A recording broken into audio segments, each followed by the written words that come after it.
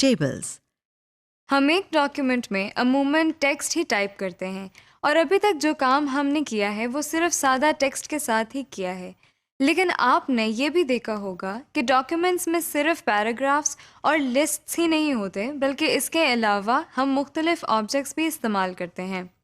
Object से हमारी मुराद वो चीज़ें हैं जो टेक्स्ट के अलावा हैं, मसलन पिक्चर्स, चार्ट्स, टेबल्स और ड्राइंग्स वगैरह। हम अपनी ज़रूरत और मर्ज़ी के मुताबिक इनमें से कोई भी ऑब्जेक्ट्स इस्तेमाल कर सकते हैं। टेबल्स हम उस वक्त इस्तेमाल करते हैं जब हम रोज़ और कॉलम्स की शक्ल में कुछ डेटा अपने डॉक्यूमेंट्स में शामिल करना चाहें। टैबुलर डेटा की मिसाल टाइम टेबल है या एम्प्लॉय लिस्ट हो सकती है। इसके अलावा हम प्रोडक्शन सेल रिपोर्ट को भी टेबल की शक्ल में दिखा सकते हैं। बहरहाल बेशुमार इंफॉर्मेशन ऐसी होती हैं जिसे हम टेबल की शक्ल में दिखाना चाहेंगे। टैबुलर डेटा का फ़ायदा ये होता है कि पढ़ने वाले के लिए इंफॉर्मेशन को समझना आसान होता है, और इसी तरह चार्ट्स, ड्राइंग्स और पिक्चर्स के ज़रिए हम अपने डॉक्यूमेंट को खूबसूरत भी बना लेते हैं और पढ़ने वाले के लिए समझना भी सहल हो जाता है। Inserting table. सबसे पहले हम देखते हैं कि टेबल्स कैसे बनाते हैं और फिर उनमें टेक्स्ट या डेटा किस तरह टाइप किया जाता है। आप जानते हैं कि टेबल्स दरअसल कॉलम्स और रोज से मिलकर बनते हैं, और जब हम कोई टैबुलर डेटा अपनी डॉक्यूमेंट में शामिल करने का इरादा करते हैं तो उस वक्त हमें प्लान कर लेना चाहिए कि कितने कॉलम्स और रोज दरकार होंगे। वर्ड प्रोसेसर ना सिर्फ आपको टेबल बनाने में मदद देगा, बल्कि रोज एंड कॉलम्स को फॉर्मेट करने में भी मदद देगा। हमारे सामने एक ब्लैंक डॉक्यूमेंट मौजूद है। हम इसमें एक टेबल इंसर्ट करते हैं और उसकी फॉर्मेटिंग करके देखते हैं। इस वक्त हमारी ज़रूरत कुछ ऐसी है कि हमें एक लिस्ट बनानी है जिसमें कुछ लोगों का डेटा फीड होगा। ये लिस्ट दरअसल एक कॉन्टैक्ट लिस्ट है जिसमें बाद में हमें इजाफा भी करना होगा। जरूरत के मुताबिक हमें एक 6 कॉलम्स और 7 रोज का टेबल बनाना है। इसके लिए हम रिबन टैब में मौजूद इंसर्ट के टैब पर क्लिक करते हैं। इंसर्ट के टैब में हम टेबल्स के मेन्यू में टेबल की ऑप्शन पर क्लिक करते हैं। हमारे सामने एक लिस्ट ओपन हो गई है। आप देख रहे हैं कि इसमें कुछ बॉक्सेस बने हुए हैं। अगर हम इस पर अपना माउस पॉइंटर लेकर जाएं, तो ये बॉक्सेस सेलेक्ट होना शुरू हो जाते हैं और साथ ही नीचे डॉक्यूमेंट में टेबल बनना शुरू हो जाता है। अगर हम माउस पॉइंटर को पहले बॉक्स से लेकर पहली लाइन के ऊपर रहते हुए दाईं तरफ लेकर आएं, तो जितने बॉक्सेस दाईं तरफ सेलेक्ट होंगे उतने कॉलम्स और एक रो बन जाएगी। इसी तरह जितने नंबर ऑफ बॉक्सेस हम नीचे की तरफ माउस पॉइंटर की मदद से सेलेक्ट करेंगे, उतनी नंबर ऑफ रोज बन जाएंगी, जैसा कि आप देख रहे हैं। टेबल इंसर्ट करने का दूसरा तरीका ये है कि इन बॉक्सेस के नीचे इंसर्ट टेबल की ऑप्शन अवेलेबल है। हम इस पर क्लिक करते हैं। हमारे सामने एक छोटी सी विंडो ओपन हो गई है जिसका टाइटल इंसर्ट टेबल है। इस विंडो के पहले सेक्शन को देखिए, जिसका नाम टेबल साइज है। यहां आप जरूरत के मुताबिक टेबल के कॉलम्स और रोज की तादाद बता सकते हैं। हमें चूंकि 6 कॉलम्स और 7 रोज का एक टेबल चाहिए, इसलिए यहाँ हम कॉलम को बढ़ाकर 6 और नंबर ऑफ रोज को बढ़ाकर 7 कर देते हैं। हमने कॉलम्स और रोज की तादाद बढ़ाने के लिए इन अप और डाउन एरोज पर क्लिक किया था। आप कीबोर्ड की मदद से यहां नंबर भी टाइप कर सकते हैं। टेबल साइज के सेक्शन के नीचे ऑटोफिट बिहेवियर का सेक्शन भी है।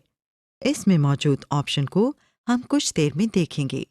फिलहाल हम नीचे मौजूद ओके के बटन पर क्लिक करके डॉक्यूमेंट की तरफ वापस चलते हैं। ये देखिए, हमारे सामने एक टेबल है जिसमें 6 कॉलम्स और 7 रोज हैं। और इस वक्त हमारा कर्सर पहले सेल में ब्लिंक कर रहा है और डेटा एंट्री के लिए तैयार है। Inserting text in table. जैसे हमने पहले जिक्र किया था कि हम ये टेबल दरअसल एक कॉन्टैक्ट लिस्ट तैयार करने के लिए बना रहे हैं, इसलिए हमने पहले से ही कुछ जरूरी कॉलम्स के नाम सोच रखे हैं। मसलन पहले कॉलम में सीरियल नंबर लिखा जाएगा, इसलिए इस सारे कॉलम का टाइटल सीरियल नंबर को देते हैं। ये लीजिए, हमने सीरियल नंबर की मुख्तसर शक्ल इस पहले सेल में टाइप कर दी है। अगले कॉलम में लोगों के नाम टाइप किए जाएंगे, इसलिए यहां हम इस कॉलम का टाइटल नेम टाइप करते हैं। तीसरे कॉलम का टाइटल है एड्रेस, क्योंकि यहाँ हम पोस्टल एड्रेस टाइप करेंगे। चौथा कॉलम है ईमेल का, जिसमें हम कॉन्टेक्ट लिस्ट में मौजूद लोगों के ईमेल एड्रेसेस टाइप करेंगे। और आखिरी दो कॉलम्स हैं फोन नंबर्स के लिए। लीजिए, इस कॉन्टेक्ट लिस्ट में मौजूद कॉलम्स के टाइटल्स हमने टाइप कर लिए। आपने नोट किया कि हमने कितने आराम से टेबल के सेल्स में टाइपिंग की। हमारा कर्सर एक सेल से दूसरे सेल में शिफ्ट होता रहा। हमने माउस पॉइंटर भी इस्तेमाल नहीं किया। दरअसल हमने कीबोर्ड पर मौजूद राइट एरो की इस्तेमाल की। अगरचे आप माउस पॉइंटर से भी अगले सेल में क्लिक कर सकते थे, मगर एरो की से काम लिया गया, जो कि जल्दी हो जाता है। कीबोर्ड पर मौजूद एरो कीज हमें एक टेबल में किसी भी सेल तक पहुंचने में मदद देती हैं और इनका इस्तेमाल सहल भी है। इस वक्त आपके सामने वही कॉन्टेक्ट लिस्ट का टेबल मौजूद है, लेकिन इसमें हमने कुछ लोगों की कॉन्टेक्ट इंफॉर्मेशन टाइप कर ली है। आपको इस टेबल की शक्ल बदली हुई नजर आ रही है, खास तौर पर कॉलम्स की चौड़ाई। ये पहले की तरह एक जैसी नहीं है, बल्कि कोई कॉलम चौड़ाई में ज्यादा है और कोई कम। दरअसल जब हमने कॉलम में लोगों के नाम और एड्रेस टाइप किए, तो वो कॉलम की चौड़ाई से ज्यादा थे, और कॉलम ने क्या किया कि ऑटोमेटिकली जगह को टाइप किए गए टेक्स्ट के मुताबिक एडजस्ट कर लिया। आइए हम लिस्ट में मौजूद एक साहब का पोस्टल एड्रेस टाइप करके दिखाते हैं। आप देख रहे हैं कि एक खास हद तक पहुंचकर कॉलम की चौड़ाई या विड्थ नहीं बढ़ती, बल्कि कर्सर ऑटोमेटिकली अगली लाइन में आ जाता है। और अगर ओवरऑल टेबल के विड्थ की गुंजाइश बाकी हो, तो कॉलम एडजस्ट होते हुए आपको नजर आएंगे। जिस तरह आप टेबल में टेक्स्ट बड़ी आसानी से टाइप कर लेते हैं, बिल्कुल उसी तरह उसे एडिट भी कर सकते हैं, मगर शर्त यह है कि हमारा कर्सर पहले उस सेल में मौजूद होना चाहिए जिसे एडिट करना है। मसलन हमें तीसरे नंबर पर मौजूद साहब का मोबाइल नंबर तब्दील करना है। इसके लिए हम माउस पॉइंटर से सेलेक्ट करते हैं। अब हम कीबोर्ड से बैक स्पेस की को इस्तेमाल करते हुए इसे डिलीट कर देते हैं। नया नंबर टाइप करते हैं और बस सेल एडिट हो गया। आप इसी तरह किसी सेल में मौजूद टेक्स्ट को एडिट कर सकते हैं। Formatting table. जब हम एक टेबल में डेटा फीड करते हैं, तो आप देख चुके हैं कि कॉलम की चौड़ाई या रोज की ऊंचाई ऑटोमेटिकली एडजस्ट होती है। अगर आप कॉलम्स की विड्थ और रोज की हाइट खुद तब्दील करना चाहें या ज़रूरत के मुताबिक एडजस्ट करना चाहें, तो ऐसा मुमकिन है। आपके सामने हमारी बनाई हुई कॉन्टैक्ट लिस्ट मौजूद है। हम चाहते हैं कि नेम के कॉलम की विड्थ को बढ़ा दिया जाए। कॉलम विड्थ को एडजस्ट करने के लिए हम माउस पॉइंटर का इस्तेमाल करते हैं। हम बहुत एहतियात के साथ माउस पॉइंटर को नेम कॉलम के बाएं जानिब मौजूद लाइन पर लेकर जाते हैं। क्या आपने नोट किया कि माउस पॉइंटर की शक्ल तब्दील हो गई है? ये अब आपको डबल हेडेड एरो की शक्ल में नजर आ रहा है। इस वक्त हम लेफ्ट माउस बटन को क्लिक करते हैं और बटन को दबाए रखते हुए रिलीज नहीं करते। अब एहतियात के साथ माउस पॉइंटर को बाएं जानिब ड्रैग करते हैं। आप देख रहे हैं कि इस सीरियल नंबर के कॉलम की विड्थ कम हो रही है, लेकिन साथ ही नेम कॉलम की विड्थ में इजाफा हो रहा है। लीजिए, नेम कॉलम की विड्थ में इजाफा हो गया। आप सोच रहे होंगे कि हमने कॉलम के बाएं जानिब वाली लाइन को क्यों ड्रैग नहीं किया।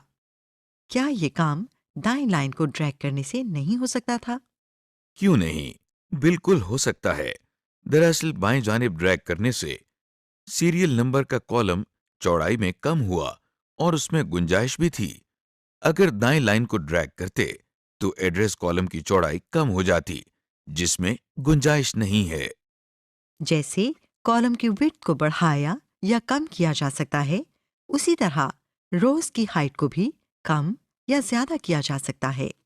इसके लिए हम मुतालिका रो की टॉप या बॉटम रो पर माउस पॉइंटर लेकर आते हैं।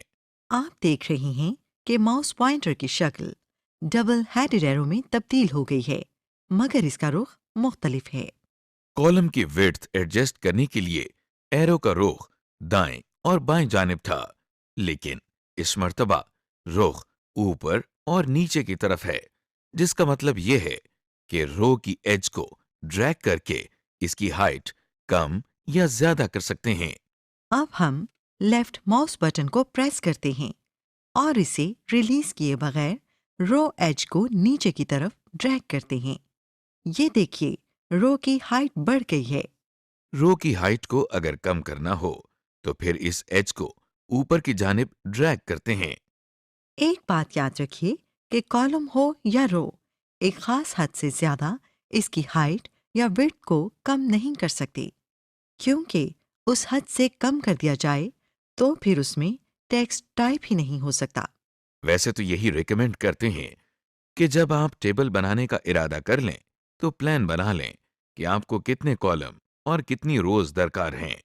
लेकिन अगर जरूरत के तहत रोज और कॉलम में इजाफा करना हो तो ये काम भी वर्ड प्रोसेसिंग की मदद से बआसानी किया जा सकता है। सबसे पहले हम देखते हैं कि एक कॉलम का इजाफा कैसे किया जाता है। मसलन, हमने जो एक कॉन्टैक्ट लिस्ट बनाई है, इसमें हमें एक कॉलम का इजाफा करना है जिसमें इन तमाम लोगों की डेट ऑफ बर्थ लिखी जाएगी। अब फैसला करना है कि ये कॉलम्स कहाँ ऐड किए जाएं। मुनासिब तो ये है कि डेट ऑफ बर्थ का कॉलम नेम के कॉलम के बाद हो। इसलिए हम माउस पॉइंटर की मदद से पहले उस सेल में एक मर्तबा क्लिक कर लेते हैं जहां नेम लिखा है। आप देख रहे हैं कि रिबन बार में टेबल टूल्स के नीचे दो रिबन टैब्स डिजाइन और लेआउट के नाम से ऐड हो गए हैं। अब हम टेबल टूल्स में मौजूद लेआउट की टैब पर क्लिक करते हैं। हमारे सामने रिबन बार की लिस्ट ओपन हो गई है। इस रिबन बार में रोज एंड कॉलम्स के मेन्यू में आपको दो ऑप्शंस नजर आ रही हैं, इंसर्ट लेफ्ट और इंसर्ट राइट। अभी कुछ देर पहले हमने नेम कॉलम में माउस पॉइंटर से क्लिक किया था और इरादा ये था कि इसके दाएं जानिब कॉलम का इजाफा किया जाए। अब इस प्लान के मुताबिक हम इंसर्ट राइट की ऑप्शन पर क्लिक करते हैं। ये देखिए, एक एक्स्ट्रा कॉलम नेम कॉलम के बाद ऐड हो गया है। कॉलम इंसर्ट करने के बाद रो इंसर्ट करने का तरीका देखते हैं। मसलन इस वक्त हम चाहते हैं कि तीसरे और चौथे नंबर पर जो साहब हैं उनके दरमियान एक और रो ऐड करें और एक नए साहब का डेटा शामिल कर दें। इसके लिए हम जहां सीरियल नंबर 3 लिखा है वहां माउस पॉइंटर से क्लिक करते हैं ताकि कर्सर वहां आ जाए। इसके बाद हम टेबल टूल्स में मौजूद लेआउट की टैब पर क्लिक करते हैं। जो लिस्ट ओपन हो गई है, यहाँ पर हमें रोज एंड कॉलम्स के मेन्यू में दो ऑप्शंस नजर आ रही हैं, इंसर्ट अबव और इंसर्ट बिलो। आपको याद है, हमने सीरियल नंबर 3 वाली रो में इसलिए क्लिक किया था ताकि उसके बाद एक रो का इजाफा करें। लिहाजा इस वक्त हम इंसर्ट बिलो की ऑप्शन पर क्लिक करते हैं। ये देखिए, एक रो का इजाफा हो गया है और पहले से मौजूद रोज नीचे की तरफ पुश हो गई हैं। कॉलम की निस्बत रोज में इजाफा करना सहल है। जिस तरह हम अपनी ज़रूरत के लिए कॉलम और रोज इंसर्ट कर सकते हैं, उसी तरह गैर ज़रूरी रोज और कॉलम्स को डिलीट भी किया जा सकता है। लेकिन एक फर्क है, वो ये कि इंसर्शन के वक्त हमने एक वक्त में एक कॉलम या एक रो ही इंसर्ट की थी, मगर डिलीट करते हुए हम एक से ज्यादा रोज या एक से ज्यादा कॉलम्स को डिलीट कर देंगे। कॉलम या रोज को डिलीट करने के लिए पहले उन्हें सेलेक्ट करने का तरीका आना चाहिए। उसके बाद उन्हें डिलीट करना आसान है। सबसे पहले देखते हैं कि कॉलम को कैसे डिलीट करना है। डिलीशन से पहले कॉलम को सिलेक्ट करना पड़ता है। हम अपने माउस पॉइंटर की मदद से पूरे कॉलम को सिलेक्ट कर सकते हैं। इसके लिए हम माउस पॉइंटर को कॉलम के बिल्कुल ऊपर वाली एज के करीब लेकर आते हैं। आप लेसन एरिया में देख रहे हैं कि कॉलम के ऊपर माउस पॉइंटर की शक्ल एक इन्वर्टेड एरो की तरह है। इस वक्त अगर हम लेफ्ट माउस बटन से एक मर्तबा क्लिक करते हैं तो एक पूरा कॉलम सिलेक्ट हो जाता है। कॉलम को सिलेक्ट करने के बाद हम लेआउट टैब में मौजूद रोज एंड कॉलम्स की लिस्ट में से डिलीट के ऑप्शन पर जाते हैं। एक सब मेन्यू हमारे सामने है जिसमें से इस वक्त हमें डिलीट कॉलम्स की ऑप्शन पर क्लिक करना है। जैसे ही हमने डिलीट कॉलम्स की ऑप्शन पर क्लिक किया तो आपने देखा कि हमारा सिलेक्टेड कॉलम भी डिलीट हो गया है। इसी तरह हम एक से ज्यादा कॉलम्स को सिलेक्ट करके डिलीट कर सकते हैं। ज्यादा कॉलम्स को सिलेक्ट करने के लिए एक बार फिर हम माउस पॉइंटर को पहले कॉलम की टॉप एज के पास लेकर जाते हैं। ये देखिए, माउस पॉइंटर तब्दील होकर इन्वर्टेड एरो बन गया है। अब हम लेफ्ट माउस बटन को प्रेस करते हैं और रिलीज किए बगैर दाएं जानिब ड्रैग करते हैं। आप देख रहे हैं कि इस वक्त 3 कॉलम सिलेक्ट हो चुके हैं। अब हम दोबारा लेआउट टैब में मौजूद रोज एंड कॉलम्स की लिस्ट में डिलीट के ऑप्शन पर जाते हैं। एक सब मेन्यू हमारे सामने है। यहां से एक बार फिर डिलीट कॉलम्स की ऑप्शन पर क्लिक करते हैं क्योंकि हमें सिलेक्टेड कॉलम्स को डिलीट करना है। ये देखिए, क्लिक करते ही तीनों सिलेक्टेड कॉलम्स डिलीट हो गए हैं। कॉलम्स को डिलीट करने के बाद देखते हैं कि सिलेक्टेड रोज को कैसे डिलीट किया जाता है। कॉलम्स की तरह रोज को सिलेक्ट करना भी कोई मुश्किल काम नहीं। हम जिस रो को डिलीट करना चाहते हैं उसके लेफ्ट मार्जिन की तरफ माउस पॉइंटर लेकर जाते हैं। ये देखिए, माउस पॉइंटर का रुख तब्दील हो गया है और अब ये राइट पॉइंटिंग एरो बन गया है। इस वक्त अगर हम एक मर्तबा लेफ्ट माउस बटन से क्लिक करेंगे तो एक मुकम्मल रो सिलेक्ट हो जाएगी। ये देखिए, रोज सेलेक्ट हो गई और अगर लेफ्ट माउस बटन को रिलीज किए बगैर माउस पॉइंटर को ऊपर या नीचे ड्रैग करेंगे तो मल्टीपल रोज को सेलेक्ट कर सकेंगे, जैसा कि आप रोज को सिलेक्ट होता हुआ देख रहे हैं। सिलेक्टेड रोज को डिलीट करने के लिए हम रोज एंड कॉलम मेन्यू में मौजूद डिलीट के ऑप्शन को ओपन करते हैं और इसमें से डिलीट रोज पर क्लिक कर देते हैं। लीजिए, जो रोज हमने सेलेक्ट की थी वो सब डिलीट हो गईं। सेलेक्टेड रोज या कॉलम को हम एक कीबोर्ड शॉर्टकट की मदद से भी डिलीट कर सकते हैं। जैसा कि हमने पहले रोज और कॉलम्स को सिलेक्ट किया था, बिल्कुल उसी तरह हम लेसन एरिया में नजर आने वाले टेबल में से भी एक रो सिलेक्ट कर रहे हैं। इसके बाद कीबोर्ड से पहले शिफ्ट का बटन प्रेस करते हैं और उसे रिलीज किए बगैर डिलीट का बटन भी एक मर्तबा प्रेस कर देते हैं। ये देखिए, जो रोज सेलेक्टेड थीं वो डिलीट हो गई हैं।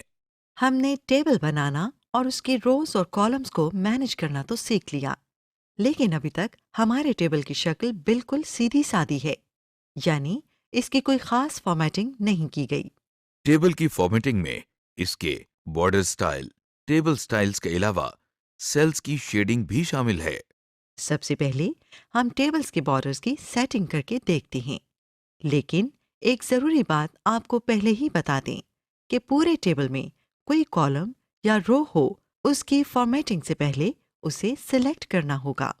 आइए सबसे पहले टेबल की फॉर्मेटिंग की तरफ चलते हैं। फॉर्मेटिंग से पहले हमें टेबल को सेलेक्ट करना है, जिसका तरीका बहुत आसान है। आप देख रहे हैं कि डॉक्यूमेंट में एक ब्लैंक टेबल मौजूद है। इस टेबल की रोज को ड्रैग करके उनकी हाइट बढ़ाई गई है ताकि हमें तमाम बॉर्डर्स वाज़ेह नजर आएं। जैसे ही हम माउस पॉइंटर को इस टेबल पर लेकर आते हैं तो देखिए, टॉप लेफ्ट कॉर्नर पर आपको एक छोटा सा बॉक्स नजर आ रहा है। इस बॉक्स में आपको एक 4 हेडेड एरो भी नजर आ रहा है। हम जैसे ही माउस पॉइंटर को इस छोटे से बॉक्स पर लेकर जाते हैं तो पॉइंटर के साथ 4 हेडेड एरो भी बन जाता है। अब हमें इसी जगह पर माउस पॉइंटर से क्लिक करना है। ये देखिए, क्लिक करते ही पूरा टेबल सेलेक्ट हो गया है।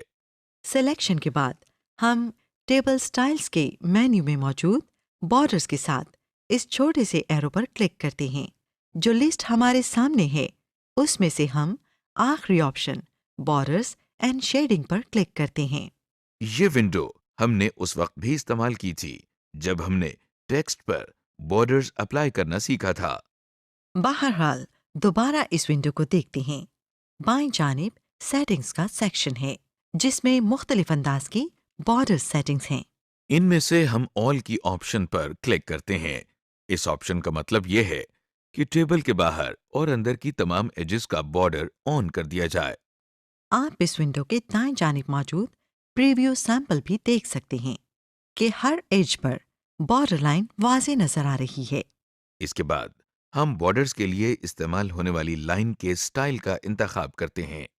स्टाइल की सिलेक्शन के लिए ये पूरी लिस्ट मौजूद है।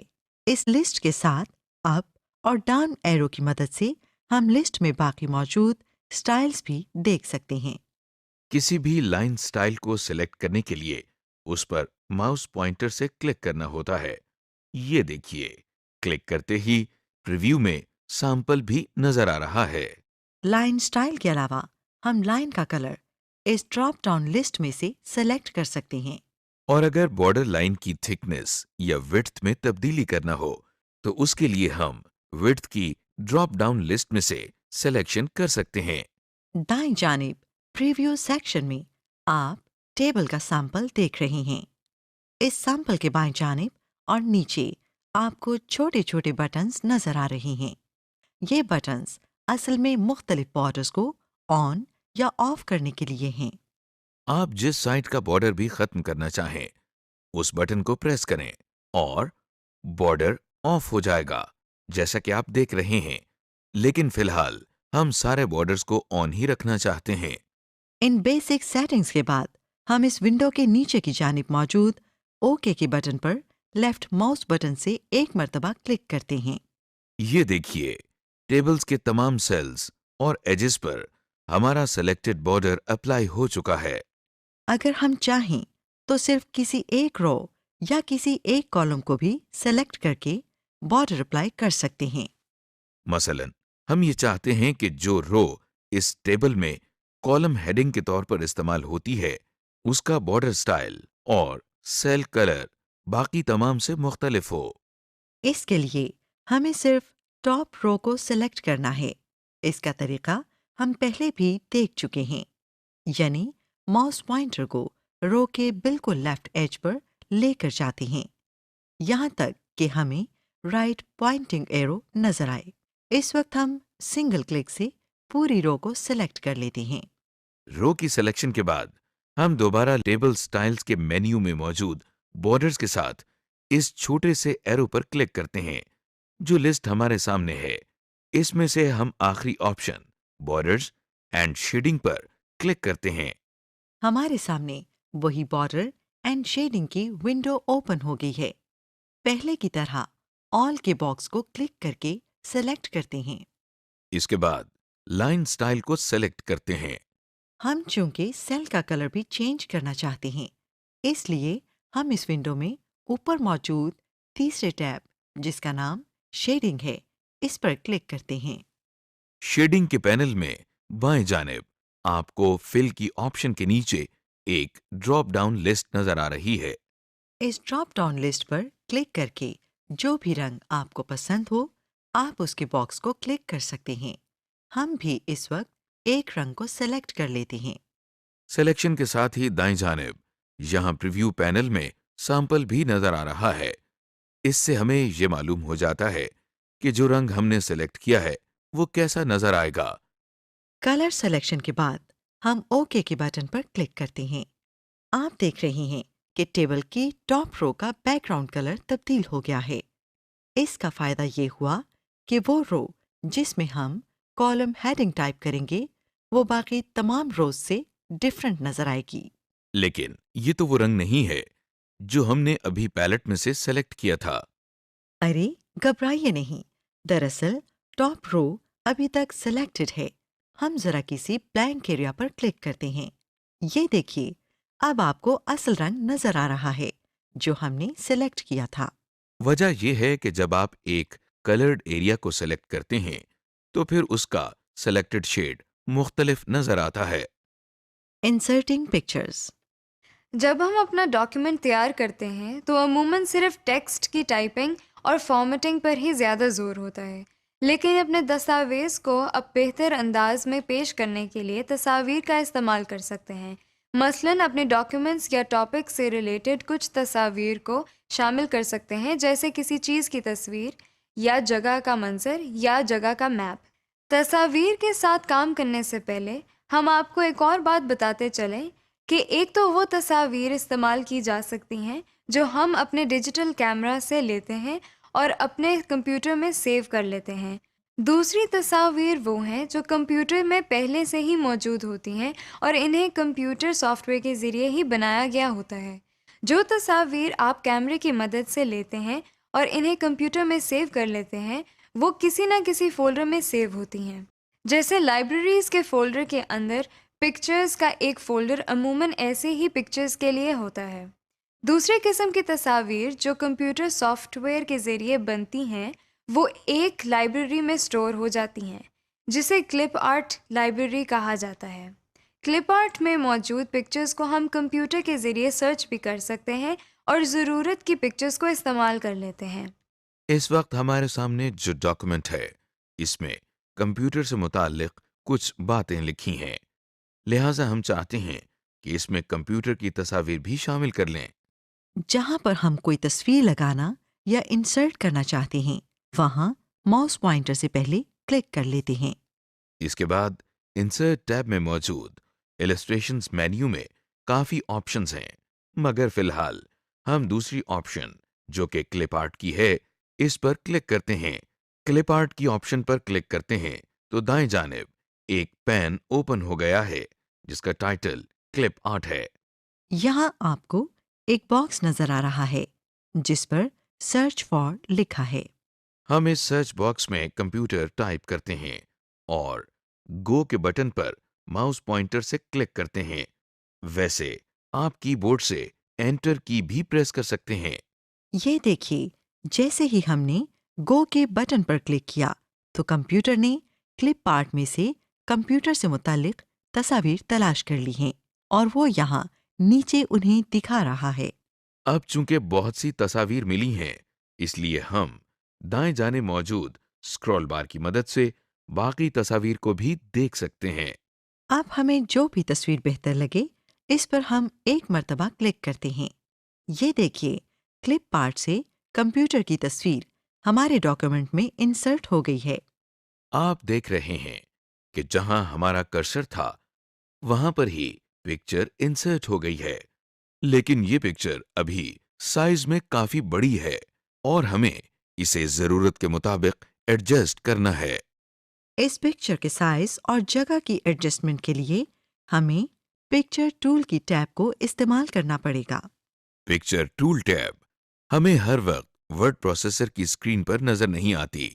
जो पिक्चर हमने इंसर्ट की है, अगर माउस पॉइंटर की मदद से इसे सेलेक्ट करें तो आप देखें कि रिबन टैब के अंदर पिक्चर टूल्स के नीचे फॉर्मेट टैब भी ऐड हो गई है। सबसे पहले हमें पिक्चर की ऑप्शन को एडजस्ट करना है।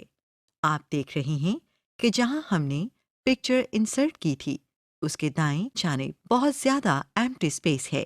हम चाहते हैं कि ये पिक्चर इतनी ज्यादा जगह कवर न करे, बल्कि जो खाली जगह नजर आ रही है वहां भी हमारा टाइप किया हुआ टेक्स्ट आ जाए।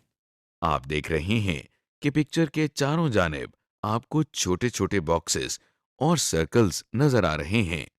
अगर हम इनमें से किसी भी बॉक्स पर माउस पॉइंटर ले जाते हैं तो पॉइंटर की शक्ल डबल हेडेड एरो की शक्ल में तब्दील हो जाती है। इस वक्त हम अगर लेफ्ट माउस बटन को क्लिक करके ड्रैग करें तो पिक्चर का साइज तब्दील हो जाएगा। ये देखिए, हमने तस्वीर के कॉर्नर में मौजूद एक सर्कल को पकड़कर ड्रैग किया तो तस्वीर का साइज पहले से छोटा हो गया है। अब साइज तो हमने एडजस्ट कर लिया, लेकिन जो स्पेस हमें खाली नजर आ रही है उसे अभी एडजस्ट करना बाकी है। इस स्पेस की एडजस्टमेंट के लिए फॉर्मेट टैब में दाएं जानिब अरेंज के मेन्यू में इस बटन पर क्लिक करते हैं। ये बटन दरअसल रैप टेक्स्ट का बटन है जो पिक्चर के चारों जानिब टेक्स्ट को एडजस्ट करता है। जैसे ही इस बटन पर हम क्लिक करते हैं तो एक लिस्ट ओपन हो जाती है और इसमें सबसे पहली ऑप्शन ऑलरेडी सिलेक्टेड है। पहली ऑप्शन के सामने इन लाइन विद टेक्स्ट लिखा है, जिसका मतलब है कि तस्वीर किसी भी लाइन के दरमियान इंसर्ट की जाए। इसकी शक्ल कैसी बनेगी, इसकी मिसाल आपके सामने है। इसके अलावा और ऑप्शंस भी हैं जिनमें से हम इस वक्त स्क्वायर की ऑप्शन पर क्लिक करते हैं। आप देख रहे हैं जैसे ही हमने स्क्वायर की ऑप्शन पर क्लिक किया तो जो टेक्स्ट पहले नीचे था वो शिफ्ट होकर उस जगह पर आ गया है जो पहले खाली थी। एक बात जो आपने नोट की होगी वो ये कि पिक्चर के दाएं जानिब जो टेक्स्ट आया है उसका लेफ्ट मार्जिन बिल्कुल स्ट्रेट है और किसी लाइन की तरतीब खराब नहीं। दूसरी बात यह है कि पहले जब हम पिक्चर को सिलेक्ट करते हैं तो पिक्चर के चारों जानिब छोटे छोटे वाइट बॉक्सेस और वाइट सर्कल्स बने नजर आ रहे हैं। इसके अलावा तस्वीर के बिल्कुल ऊपर लाइट ग्रीन कलर का एक सर्कल आपको इजाफी नजर आ रहा है। ये ग्रीन सर्कल दरअसल पिक्चर को रोटेट करने या इसको एक दायरे में घुमाने के काम आता है। ये देखिए, जब माउस पॉइंटर इस ग्रीन सर्कल पर आया तो पॉइंटर एक दायरे की शक्ल इख्तियार कर गया है। हमें इस वक्त लेफ्ट माउस बटन को क्लिक करना है और फिर माउस को मूव करके पिक्चर की डायरेक्शन को तब्दील करना है। ये देखिए, माउस पॉइंटर की मदद से रोटेट करने पर पिक्चर का रुख तब्दील हो गया है। इस पिक्चर को हम आउटलाइन भी लगा सकते हैं। इसके लिए फॉर्मेट टैब में मौजूद पिक्चर स्टाइल के मेन्यू को देखते हैं। पिक्चर स्टाइल के मेन्यू में हम पिक्चर बॉर्डर पर क्लिक करते हैं तो एक लिस्ट ओपन हो जाती है जिसमें सबसे पहले थीम कलर का पैलेट है। इसमें हम पिक्चर को दी जाने वाली आउटलाइन या बॉर्डर का कलर सेलेक्ट कर सकते हैं, जैसा कि यहां से हम ये कलर सेलेक्ट करते हैं। इसके अलावा पिक्चर बॉर्डर की इस लिस्ट में नीचे स्टैंडर्ड कलर दिए गए हैं। ये ऐसे कलर हैं जो ज्यादातर इस्तेमाल किए जाते हैं। स्टैंडर्ड कलर से नीचे नो आउटलाइन की ऑप्शन है। ये इसलिए है कि अगर आप अपनी तस्वीर की आउटलाइन खत्म करना चाहते हैं तो नो आउटलाइन के साथ वाले बॉक्स को क्लिक कर दें। इस तरह पिक्चर आउटलाइन खत्म हो जाएगी। पिक्चर बॉर्डर की लिस्ट में अगली ऑप्शन मोर आउटलाइन कलर्स की है। इस पर क्लिक करने से एक नई विंडो ओपन हो गई है। यहाँ से हम अपनी मर्जी के मुताबिक कलर चूज कर सकते हैं और इस एरो की मदद से उस कलर की इंटेंसिटी कम या ज्यादा भी कर सकते हैं। जो कलर हम चूज करते हैं उसका प्रीव्यू हमें इस विंडो के नीचे वाले हिस्से में नजर आता है, जैसा कि आप देख रहे हैं। कलर चूज करने के बाद हम माउस पॉइंटर की मदद से ओके पर क्लिक करते हैं। पिक्चर बॉर्डर की लिस्ट में अगली ऑप्शन वेट की है। इस पर एरो लाने से एक और लिस्ट ओपन हो जाती है। इस लिस्ट में पिक्चर को दी जाने वाली आउटलाइन की चौड़ाई दी गई है। हम यहां से 3 पॉइंट पर क्लिक करते हैं और ये देखें, हमारी तस्वीर को आउटलाइन लग गई है। पिक्चर बॉर्डर की ड्रॉप डाउन लिस्ट में आखिरी ऑप्शन डैशेस की है। इस पर एरो लाने से हमारे सामने आउटलाइन के मुख्तलिफ स्टाइल दिए गए हैं। यहाँ से हम अपनी मर्जी से किसी भी स्टाइल का इंतखाब कर सकते हैं। पिक्चर बॉर्डर के बाद अरेंज के मेन्यू में रोटेट का बटन है जो एक सिलेक्टेड पिक्चर को रोटेट या फ्लिप करता है। हमने पहले भी एक ऑप्शन इस्तेमाल की है जिसमें हमने पिक्चर के टॉप एज पर मौजूद ग्रीन सर्कल को इस्तेमाल किया था। ग्रीन सर्कल को मूव करके हम पिक्चर का कोई भी एंगल सेट कर सकते हैं, जबकि ये बटन पिक्चर को सिर्फ 90 डिग्रीज पर रोटेट कर सकता है। फॉर्मेट टैब में अगला मेन्यू साइज का है। साइज के मेन्यू में क्रॉप का बटन है। क्रॉप बटन की मदद से हम पिक्चर के किसी भी गैर जरूरी हिस्से की कटिंग कर सकते हैं। जब हम किसी पिक्चर को सेलेक्ट करने के बाद क्रॉप का बटन प्रेस करते हैं तो उसके चारों जानिब कुछ लाइंस लगी हुई नजर आती हैं और जब हम उन पर माउस पॉइंटर लेकर जाते हैं तो देखिए इसकी शक्ल बदल गई है। इस वक्त हम एक जानिब की एज पर माउस पॉइंटर लाते हैं, लेफ्ट माउस बटन को प्रेस करके दबाए रखते हैं और फिर माउस पॉइंटर को ड्रैग करते हैं। आपने देखा कि हमने माउस पॉइंटर को जितना ड्रैग किया है तस्वीर के उतने ही हिस्से की कटिंग हो गई है। रीसाइज और क्रॉप में यही फर्क है कि रीसाइज से तस्वीर स्ट्रेच हो जाती है, जबकि क्रॉप करने से तस्वीर का मुंतखब करदा हिस्सा कट जाता है। क्रॉप के बटन के बाद हमारे पास फॉर्मेट टैब के नीचे एडजस्ट के मेन्यू में करेक्शन का बटन है जो तस्वीर की ब्राइटनेस और कंट्रास्ट को तब्दील करने के लिए है। करेक्शन के बटन पर क्लिक करने से हमारे सामने एक लिस्ट आ गई है जिसमें कंट्रास्ट और ब्राइटनेस की मुख्तलिफ ऑप्शंस दी गई हैं। यहाँ से हम मुनासिब ब्राइटनेस और कंट्रास्ट की ऑप्शन को सेलेक्ट कर लेते हैं। इसके अलावा हम करेक्शन के बटन पर क्लिक करते हैं तो हमें नीचे मजीद पिक्चर करेक्शन ऑप्शंस नजर आती हैं। इन ऑप्शंस पर क्लिक करके फॉर्मेट पिक्चर की विंडो ओपन हो जाती है, जहां से हम अपनी तस्वीर को मजीद बेहतर कर सकते हैं। एक बात का ख्याल रखना चाहिए कि ब्राइटनेस में इजाफा करने से पिक्चर में सफ़ेद रंग बढ़ जाता है, जबकि कंट्रास्ट में अगर इजाफा किया जाए तो रंग ज़्यादा वाज़ेह हो जाते हैं। इसके अलावा कलर का बटन भी है, जिस पर क्लिक करें तो हमें 4 ऑप्शंस नजर आती हैं। पहली ऑप्शन मुख्तलिफ कलर टोन्स की है, जिसका मतलब है कि हम पिक्चर को मुख्तलिफ कलर टोन्स मसलन ग्रे स्केल, सिपिया, वॉश आउट या ब्लैक एंड वाइट कर सकते हैं। ब्लैक एंड वाइट के ऑप्शन को सिलेक्ट करने से एक कलर पिक्चर भी प्योर ब्लैक एंड वाइट में तब्दील हो जाती है। वॉश आउट की ऑप्शन से भी तस्वीर के रंग बहुत हल्के या मध्यम हो जाते हैं। दूसरी ऑप्शन मोर वेरिएशंस की है। इस पर एरो लाने से एक लिस्ट ओपन हो जाती है, जिससे तस्वीर के रंग हम अपनी मर्जी के शेड में तब्दील कर सकते हैं। अगला बटन सेट ट्रांसपेरेंट कलर का है। जब हम इस बटन पर क्लिक करते हैं तो हमारा एरो एक मार्कर की शक्ल का हो जाता है। इस मार्कर की शक्ल को ले जाकर अपनी तस्वीर के जिस हिस्से पर हम क्लिक करते हैं उसके अंदर से रंग गायब हो जाते हैं और हमारी तस्वीर का वो हिस्सा ट्रांसपेरेंट हो जाता है। कलर के मेन्यू में आखिरी ऑप्शन कलर पिक्चर ऑप्शन की है। इस ऑप्शन से भी हम वही काम लेते हैं जैसे कि मोर वेरिएशंस के ऑप्शन से अपनी मर्जी के रंग का इंतखाब किया था। समरी। इस लेसन में आपने सीखा कि वर्ड प्रोसेसिंग सॉफ्टवेयर की मदद से टेबल्स कैसे बनाए जाते हैं, टेबल में मौजूद कॉलम्स की विड्थ और रो की हाइट को कैसे तब्दील करते हैं, टेबल में कॉलम्स और रोज कैसे इंसर्ट की जाते हैं और इन्हें डिलीट कैसे किया जाता है, एक टेबल के मुख्तलिफ हिस्सों की फॉर्मेटिंग कैसे की जाती है और आखिर में ये देखा कि डॉक्यूमेंट फाइल में पिक्चर्स या इमेजेस का इस्तेमाल कैसे किया जाता है।